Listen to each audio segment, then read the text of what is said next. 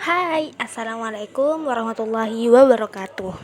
Di sini saya sebagai yang punya YouTube ini akan membahas produk bahasa Indonesia, yang dimana di sini diberi tugas oleh guru saya itu Ustadzah Uswatun Hasanah. Oke, langsunglah ke teksnya ya. Nah, teksnya itu panjang, jadi kita harus membacanya dengan cerdik dan teliti. Oke. Smart city atau yang disebut kota pintar dapat diartikan dengan sederhana sebagai kota yang bisa meningkatkan mutu hidup baik dan kedamaian terhadap masyarakatnya.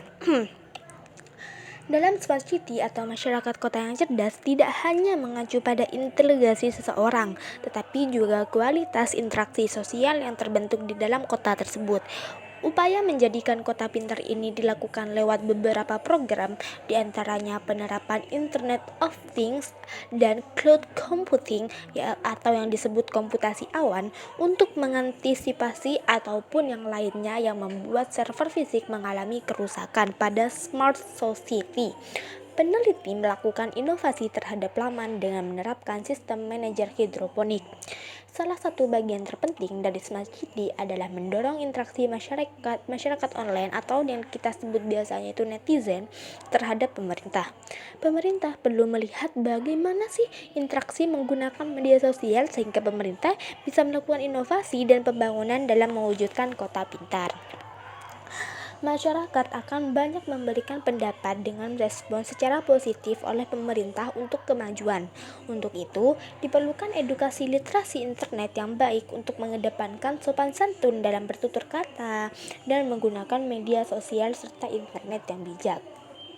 Nah, dari teks di atas ada pertanyaan nih dari soal SNBT 2023, yaitu berdasarkan bacaan kota pintar itu dapat diartikan sebagai kota yang apa sih gitu ya. Jadi kita ada pilihan ganda nih, yaitu yang pertama A itu memiliki pilihan ganda, yaitu memiliki fasilitas publik yang semuanya dikendalikan oleh internet. Yang B, mempunyai smart people yang saling berjejaring di dunia maya. Dan yang C, mempunyai kualitas hidup dan kesejahteraan yang baik.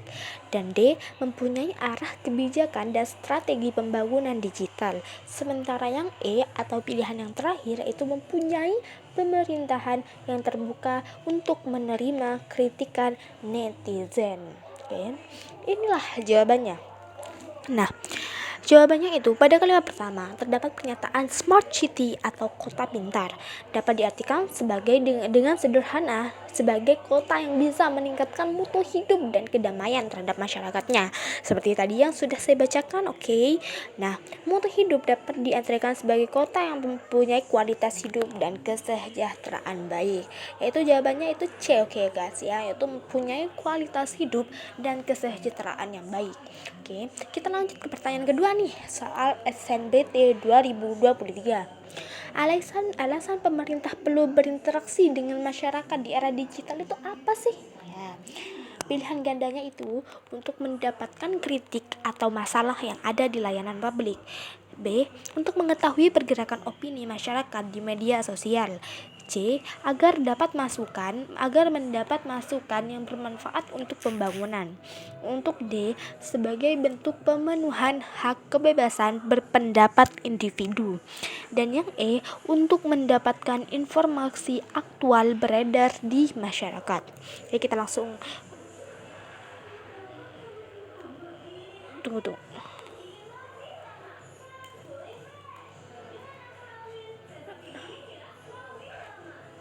Ternyata gak ada jawabannya ya guys ya. Jadi kita jawab sendiri dah, gak apa-apa ya. Ya Allah sumpah. Nah, yang kita tanyakan alasan pemerintah perlu berinteraksi dengan masyarakat era digital itu apa sih gitu loh ya. Jadi kita itu jawabannya ya, menurut aku itu apa ya, mungkin untuk mengetahui pergerakan opini masyarakat di media sosial. Oke ya, oke, terima kasih, dadah. Wassalamualaikum warahmatullahi wabarakatuh. Maaf ya guys ya, dadah.